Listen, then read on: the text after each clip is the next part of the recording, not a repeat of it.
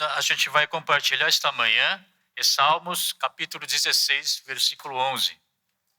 Salmos 16, versículo 11, que diz o seguinte: Tu me mostras o caminho que leva à vida. A tua presença me enche de alegria e me traz felicidade para sempre. Amém.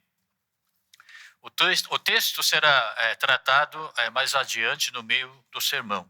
Antes eu queria falar um pouco da minha observação, a observação que eu tenho feito ao longo da minha vida cristã. Eu vejo três tipos de cristãos. E claro que esses três tipos coexistem em cada um de nós. Mas sempre existe uma característica que é mais marcante, que se destaca sobre outras características. Então, segundo essa característica prevalente, que eu gostaria de dividir os cristãos em três tipos, representado por três verbos, a saber, primeiro é resolver, segundo tipo é cumprir, o terceiro tipo é celebrar. E a gente vai ver um por um. O primeiro tipo é aquele cristão que encara as dificuldades que surgem ao longo da vida como problemas a serem resolvidos. Então, ele busca Deus, ele busca ajuda e auxílio de Deus para resolver seus problemas, diversos problemas que acabam surgindo ao longo de sua vida. Claro que este é um comportamento perfeitamente natural. Nós temos que buscar a sabedoria, temos que buscar, muitas vezes, a intervenção de Deus para que nossos problemas sejam resolvidos. Um bom exemplo desse caso, tipo 1, é o rei Ezequias. Vocês conhecem a história de rei Ezequias.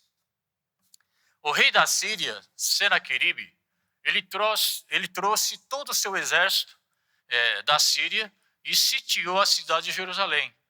E o rei Ezequias, o rei de Judá, ele estava em grande desvantagem. Então ele estava totalmente desesperado, sem saber o que fazer. Então ele correu para o templo de Deus, se prostrou diante dele, pedindo a ajuda de Deus para resolver esse problema sério, grave. O texto que descreve o momento está aqui. Ao ouvir relato, o rei Ezequias rasgou suas roupas, vestiu-se com pano de saco, entrou no templo de Deus e pediu ajuda, socorro, salva-nos das mãos do rei da Síria. E Deus resolveu o problema dele. Eu não vou contar toda a história para encurtar um pouco o sermão e ganhar tempo. E anos depois, o mesmo rei Ezequias, ele foi acometido por uma doença mortal, fatal. E mais uma vez, ele se prostra diante de Deus, ele chora e pede a Deus para que Deus resolvesse o problema de saúde dele. Então, o texto também descreve um momento dessa maneira. Naqueles dias, Ezequias ficou doente e quase morreu. Ezequias virou o rosto para a parede e ele começou a orar a Deus. E a Bíblia diz, ele chorou amargamente. Como resultado da súplica dele, nosso querido bondoso Deus atendeu a seu pedido e prolongou por mais 15 anos a vida dele. Portanto, é normal, é recomendável que quando você enfrenta algum problema, alguma dificuldade na sua vida, que você busque a ajuda de Deus. E nosso querido bondoso muitas vezes responde ao nosso pedido. Agora, tem um porém nesse tipo 1. Porque ele se acostuma a buscar a Deus meramente para resolver seus problemas. Ele transforma seus momentos de oração, seus momentos de leitura bíblica, até sua participação nos cultos dominicais, como um mero meio de resolver seus problemas.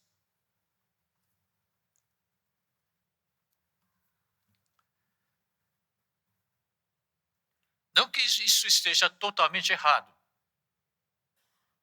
mas nós podemos cometer esse erro de transformar nosso Deus em mero gênio da lâmpada, cuja função principal é atender nossos pedidos, nossos caprichos e nossos desejos. E quando Deus atende o nosso pedido, tudo bem, a vida de fé sua se torna muito mais prazerosa. O problema é quando Deus não atende seu pedido no tempo que você esperava que ele atendesse, da maneira que você esperava que ele atendesse. Aí como é que você fica? Você fica frustrado, desapontado, decepcionado com Deus. E você acaba se afastando de Deus e da igreja. Os iniciantes na fé cristã geralmente se enquadram nessa categoria. Você se afasta de Deus porque Deus não atendeu, não resolveu os seus problemas. Agora, ao contrário, quando o seu problema é resolvido, você também se afasta de Deus. Por quê? Quando você estava em apuros, você buscou Deus desesperadamente. Deus bondoso atendeu o seu pedido, resolveu o seu problema. Você fica relaxado. Poxa, consegui resolver. Passou. Bom exemplo disso é o Faraó. Se lembra da história de 10 pragas? Toda vez que uma praga caía sobre o Egito, o rei Faraó não sabia o que fazer. Então ele ia atrás de Moisés e, Moisés, por favor, ore a seu Deus para resolver esse problema. E quando a questão foi resolvida, ele voltava para a sua antiga dureza de coração. Tudo que ele prometia, ele esquecia. Infelizmente, nós, que somos povo de Deus, também cometemos o mesmo erro. Quando está aperreado, segundo os nordestinos, né? Quando está em apuros, você busca a Deus, vem na oração matinal, né? Lê a Bíblia, né? Aumenta o valor de sua oferta, você serve aqui no refeitório, ou aqui no estacionamento, em qualquer ministério. Uma vez que seu problema é resolvido, você se afasta da igreja e até de Deus. E só volta quando surgir um novo problema para resolver.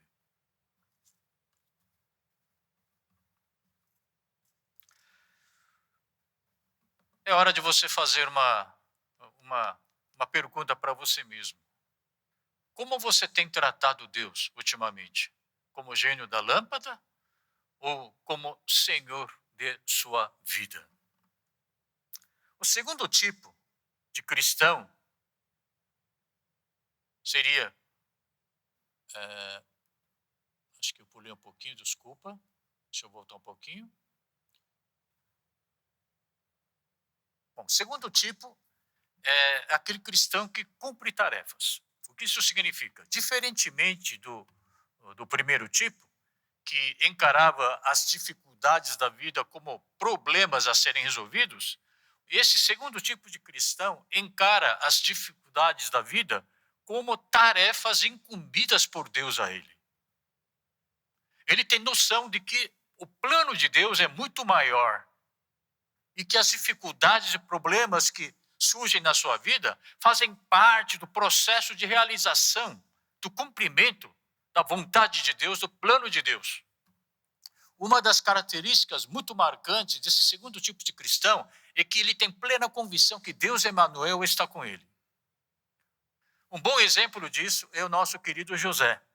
Vocês sabem muito bem que José teve uma vida muito conturbada. Ele foi traído pelos irmãos, vendido como escravo ao Egito. Ele foi injustiçado por sua patroa e foi parar na prisão. Então, ele realmente tinha muitas dificuldades. Porém, o autor do Gênesis, que descreveu toda a narrativa da vida de José, nenhum versículo ele descreve como se ele tivesse feito como Ezequias, quando os irmãos venderam ele como escravo para o país estrangeiro. José se prostrou diante de Deus, em prantos, ele orou a Deus para resolver essa questão. A gente não encontra esse tipo de versículo na Bíblia. Quando ele foi injustiçado e foi parar na prisão, é a mesma coisa. Na prisão, José, desesperado, se prostrou diante de Deus, chorou e pediu que ele resolvesse esse problema, que ele tirasse José da prisão. Você leu uma passagem como essa na Bíblia? Não existe. E a gente percebe que José era um homem que enfrentava as dificuldades, situações, e ele dava tudo de si, o máximo de si, para superar essas dificuldades. Por quê? Porque ele tinha plena convicção de que tudo isso fazia parte do plano de Deus. Embora, naquele momento, ele não conseguisse enxergar com clareza qual era o propósito de Deus, ele tinha certeza de que Deus estava com ele. E se Deus estava com ele, ele tinha o seguinte raciocínio: essas dificuldades e esses problemas, tudo o que está acontecendo comigo, não é porque Deus me abandonou. Ao contrário, são tarefas que Deus incumbiu para testar minha fé, para aumentar a minha fé, para aumentar minha dependência dele. Por isso ele dava o máximo de si, sem reclamar.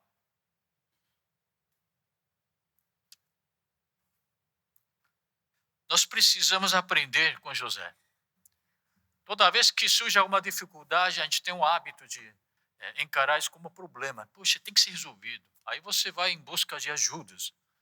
Não somente Deus. Quando Deus fica quieto, não responde nada, você acaba indo para cartomante, você lança a mão de meios ilícitos até, para tentar resolver o problema. Quando, na verdade, a nossa atitude deveria ser que nem José. Deus, eu não sei por que isso está acontecendo, só sei que o Senhor está comigo e que tudo isso faz parte do processo de cumprimento da sua vontade e eu estou aqui no meio. E eu vou cumprir essa tarefa que o Senhor me incumbiu com fidelidade, com fé, com diligência. E foi o que José fez. O tipo 2,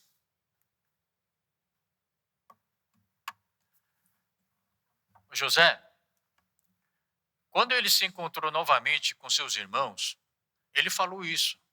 Não foi Deus, não, foi Deus que enviou adiante de vocês para manter a vida de vocês e a minha vida também.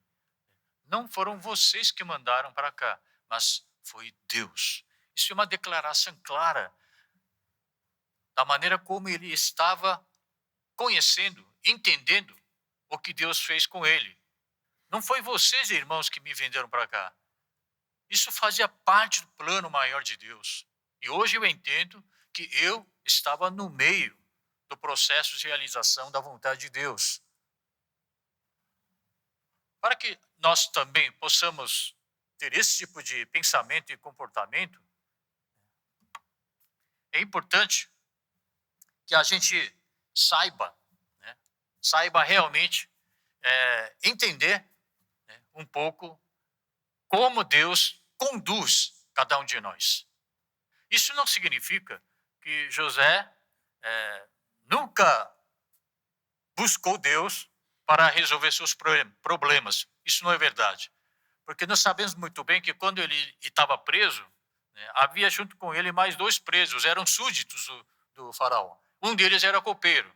E quando o copeiro estava prestes a ser solto da prisão, José falou isso para ele: quando você estiver indo bem, quando você estiver solto da prisão, por favor, lembre-se de mim e fala a meu respeito, né, para seu rei Faraó, para que ele me tire dessa prisão. Isso significa que José também teve seus momentos de fraqueza e que ele também pediu a ajuda de Deus para resolver os problemas, assim como nós.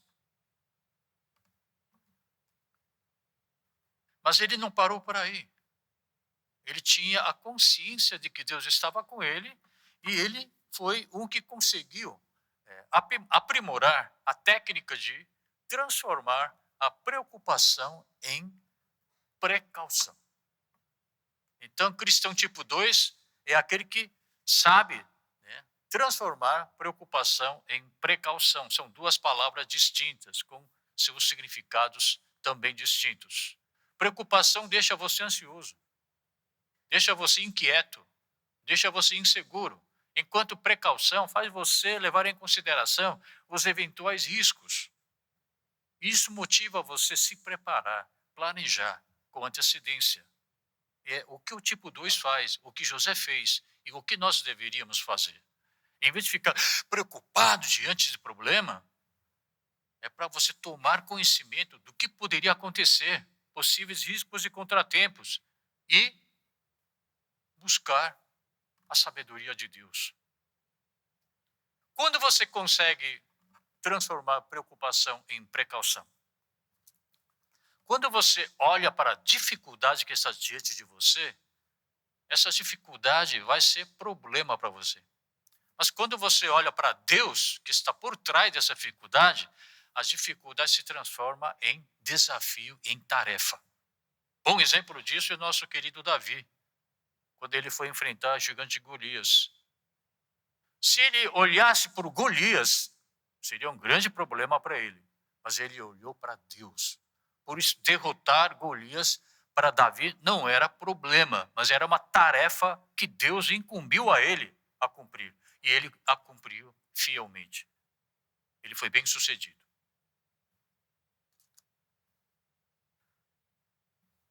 Portanto, conscientemente, o que nós temos que fazer? Nós precisamos criar o hábito de eliminar, quando possível, a palavra problema do nosso dicionário. Eu sei que isso é inviável, por questão de hábito, por força de hábito, eu também não consigo parar de falar problema, problema, problema. Surge muito naturalmente. Mas toda vez que tiver vontade de mencionar a palavra problema, é para você substituir essa palavra por tarefa, missão. É uma tarefa que eu vou cumprir, baseado na minha fé, com a minha fidelidade. Assim, você ganha força, você ganha motivação.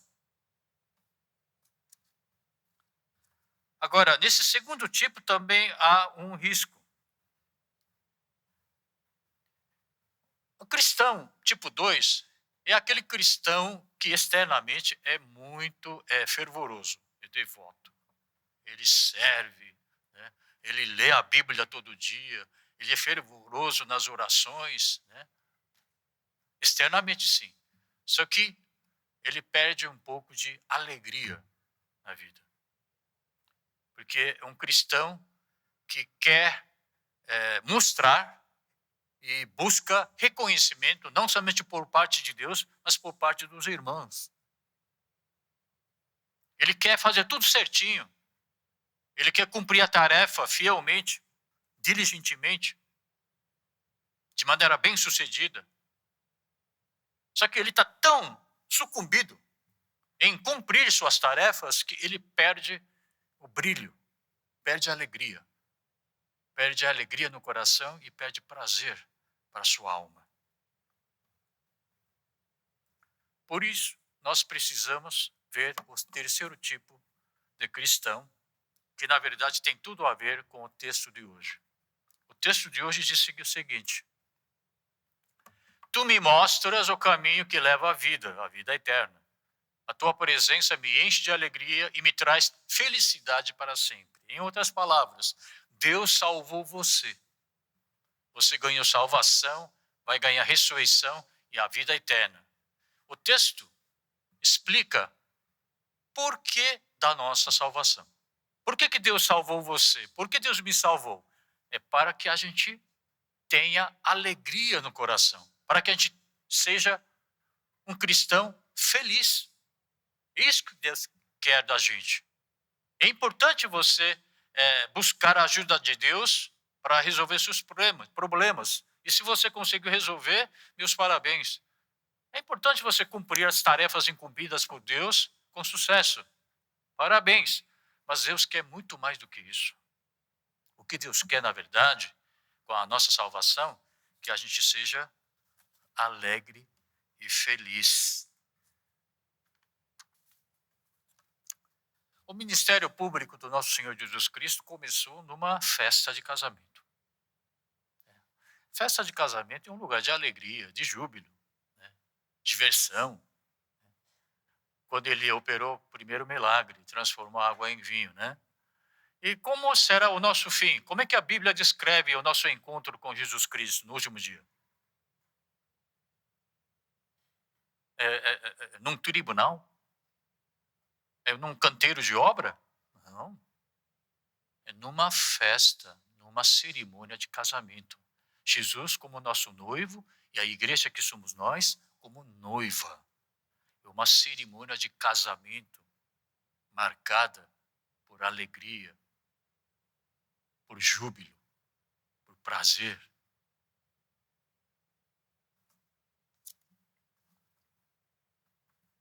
Você lembra da parábola de Mateus 25, a parábola dos talentos? Quando o patrão voltou da viagem, chamou os 3 servos. Os 2 primeiros eram fiéis, o último não. E o que o patrão disse para os 2 servos fiéis? Como vocês foram fiéis no pouco, eu vou delegar mais coisas para vocês. Só isso? Não, tem mais. E ele completa a frase dizendo o seguinte: para que vocês participem da alegria. Para que vocês possam participar da alegria do Senhor. Portanto, Deus não quer somente entregar tarefas para nós cumprir. O que Ele quer realmente é que nós sejamos felizes, sejamos alegres, que nós possamos realmente celebrar a nossa salvação, a nossa ressurreição, a nossa vida eterna.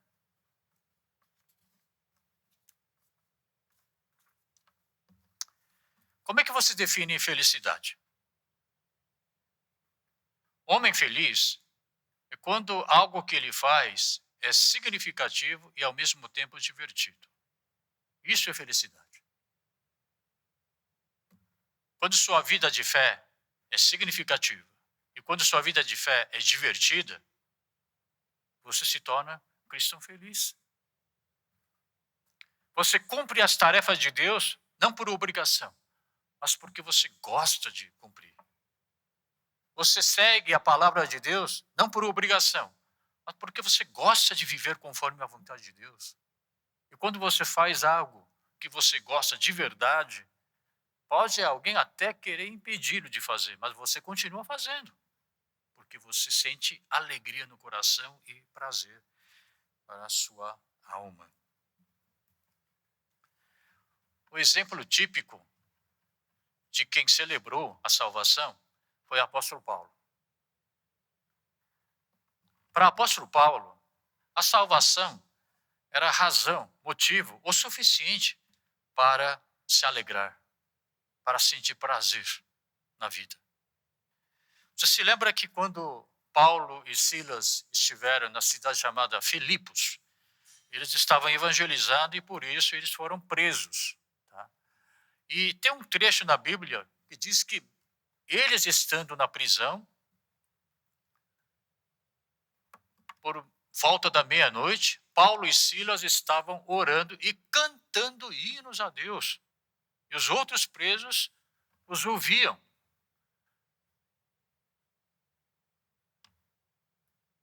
Irmãos, você sabe como era a condição física dos dois antes de serem presos? Dá uma olhadinha aqui, ó, versículo anterior. Depois de serem severamente açoitados, foram lançados na prisão e prendeu os pés deles no tronco. Olha, eles não estavam sãos. Eles foram açoitados severamente, ensanguentados, corpo inteiro doendo. Era para eles gemerem de dor, não cantarem hinos a Deus. Fosse eu, teria feito a mesma coisa que o Ezequias fez. Pai, me ajuda. Me dá uma injeção de morfina para essa dor passar. Me tira dessa prisão. Essa teria sido o conteúdo da minha oração. No entanto, Paulo e Silas, em vez de ficarem gemendo de dor, entoaram louvores ao Senhor. Não sussurrados, mas tão alto para que outros pudessem ouvir eles cantarem. Como isso foi possível? Como isso foi possível?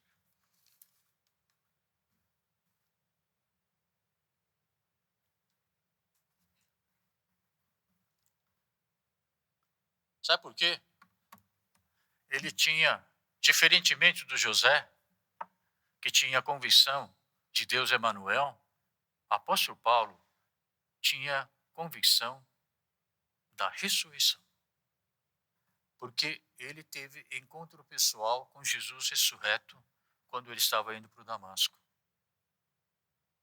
Não somente tinha a convicção de Deus Emanuel, ele tinha a convicção da sua ressurreição e da vida eterna.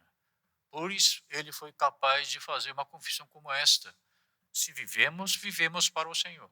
Se morremos, morremos para o Senhor. Assim, quer vivamos, quer morramos, somos do Senhor. Em outras palavras, a morte não interfere, não afeta meu relacionamento com Deus. A fé dele foi além da morte física. Outra confissão que ele fez: estou pressionado dos dois lados. Desejo partir e estar com Cristo, o que é muito melhor. Contudo, é mais necessário por causa de vocês que eu permaneça vivo. Então, Deus o levou. Não sei se foi numa ilusão, sei lá, num sonho. Né? Deus permitiu que ele desse uma olhada no reino de Deus. Ele é tão maravilhoso, era tão maravilhoso, que quando ele voltou a si, ele falou: não, puxa vida, é melhor eu ir logo para lá. Mas porque eu tenho uma missão a cumprir, é preferível permanecer aqui com vocês. Portanto, quem tem plena convicção da ressurreição e da vida eterna, quem realmente celebra a sua salvação, muda seu modo de confessar a fé. Antes era assim: quando uma enfermidade, né, acometia você, seu negócio não saiu bem como você esperava, e você estava todo preocupado, e assim: e se eu morrer? E se eu morrer? E se não der certo? E se eu perder toda a minha propriedade, todo o meu patrimônio? O que vai acontecer? Era assim. Mas depois que você passou a ter convicção da sua ressurreição e salvação, o que acontece? Mesmo que eu morra. Foi justamente a confissão do apóstolo Paulo: mesmo que eu morra, eu permanecerei em Cristo Jesus. Porque eu sei que nem a morte poderá separar de nós do amor de Deus.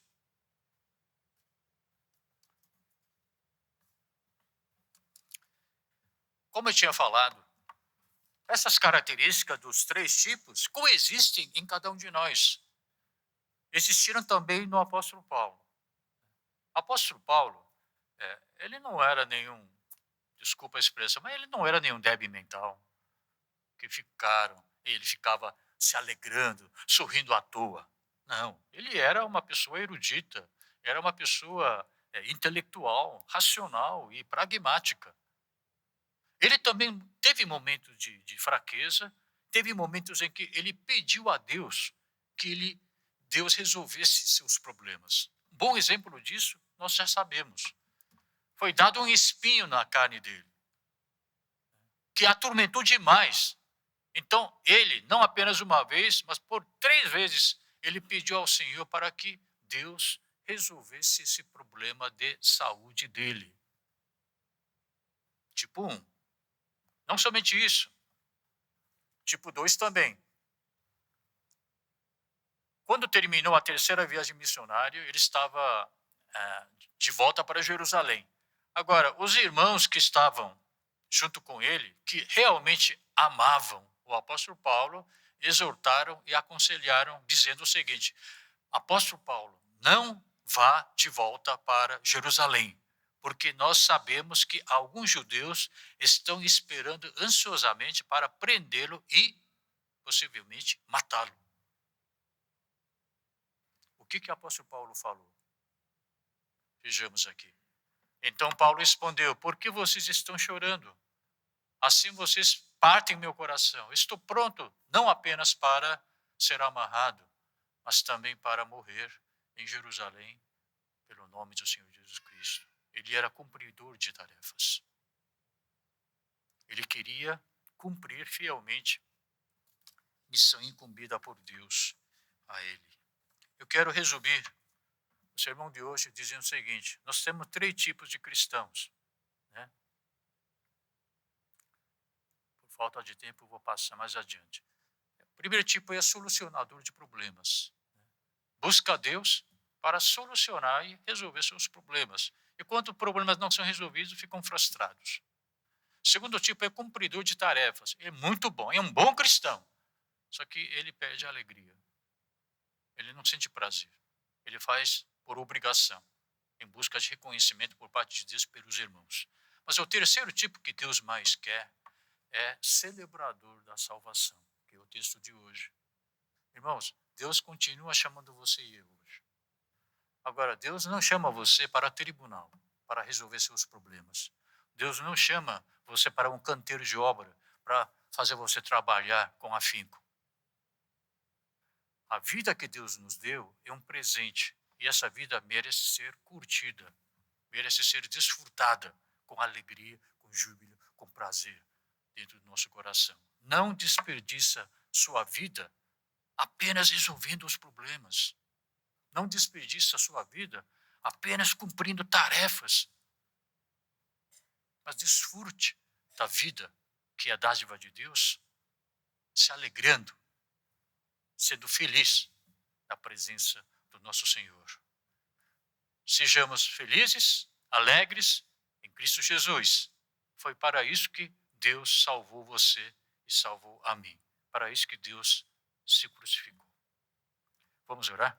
Senhor Deus, a palavra foi proferida e nos ajude para que a gente possa realmente viver com alegria, com júbilo, com prazer, que Deus tanto quer que a gente viva. Por isso eu oro neste momento, que a graça do nosso Senhor Jesus Cristo e grande amor do nosso Deus Pai, a comunhão do Santo Espírito estejam conosco, agora e para sempre. Amém?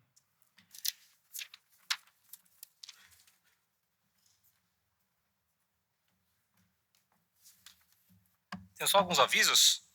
Semana que vem, no dia 26, o conselho vai se reunir, uma reunião,